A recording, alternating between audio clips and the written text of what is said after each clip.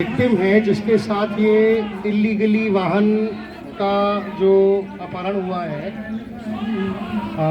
वो अपनी कहानी अपने मुख से आपको समक्ष रखेंगे कि उनके साथ कैसे उनका वाहन लिया गया और उनके साथ क्या क्या इलीगैलिटीज़ हुई, वो आपको अपने समक्ष बताएंगे।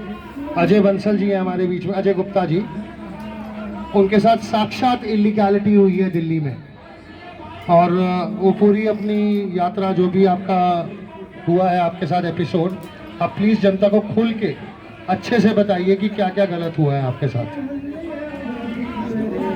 नमस्कार भाइयों, मेरा नाम अजय गुप्ता है और मैं दिल्ली में रहता हूँ। कुछ समय पहले हम लोग घर पे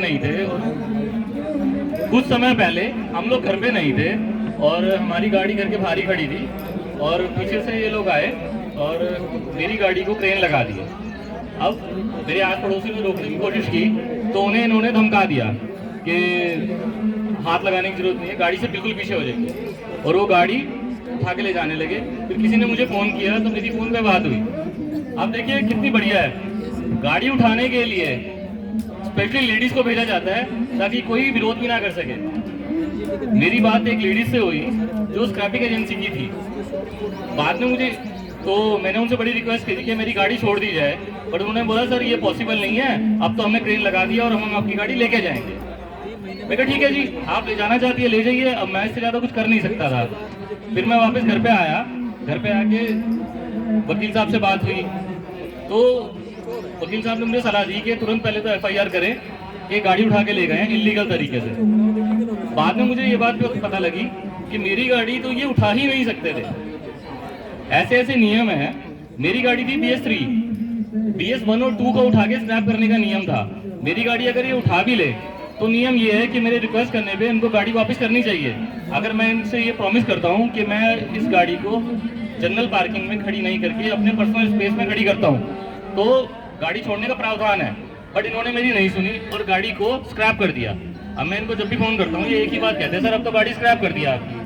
मैंने कहा जी कोई बात नहीं। इसके संबंध में वकील साहब की सलाह से मैंने कई सारी RTI भी लगाई, जिससे कई सारे फैक्ट्स का पता लगा कि हमारे साथ क्या क्या गलत हो रहा है, और कई मैंने FIR भी लॉन्च करी है। जैसे पहली FIR मैंने जो लॉन्च की थी वो ये थी कि मेरी गाड़ी को जबरन उठा के ले गए। उसके कुछ समय बाद मैंने कंपनी को एक अंडरटेकिंग दी। अंडरटेकिंग में ये लिखा था कि मैं अपनी गाड़ी को अपने स्पेस में खड़ी करने के लिए तैयार हूँ, मैं गवर्नमेंट के स्पेस पे नहीं खड़ी करूँगा। लेकिन उसके बाद भी उन्होंने मेरी गाड़ी को नहीं छोड़ा, उन्होंने बल्कि ये कहा कि हमने आपकी गाड़ी स्क्रैप कर दी है। तो इसके रिगार्डिंग मैंने दूसरी FIR लॉन्च कराई कि भाई मेरी गाड़ी को जबरन जब्त किया गया है और अब उसे स्क्रैप कर दिया गया है। तो स्क्रैप करने के लिए एक ये गैर कानूनी एक्ट है, इसके खिलाफ स्क्रैपिंग एजेंसी के खिलाफ एक मुकदमा दर्ज किया जाए, FIR लॉन्च की जाए। तो इसके रिगार्डिंग मैं गया। अब कई सारी मैंने और अंडरटेकिंग दी है इसके रिगार्डिंग, बट उनकी तरफ से कोई भी रिप्लाई नहीं है। मतलब वो बिल्कुल शिथिल होकर बैठे हैं, उन्हें फ़र्क नहीं पड़ता।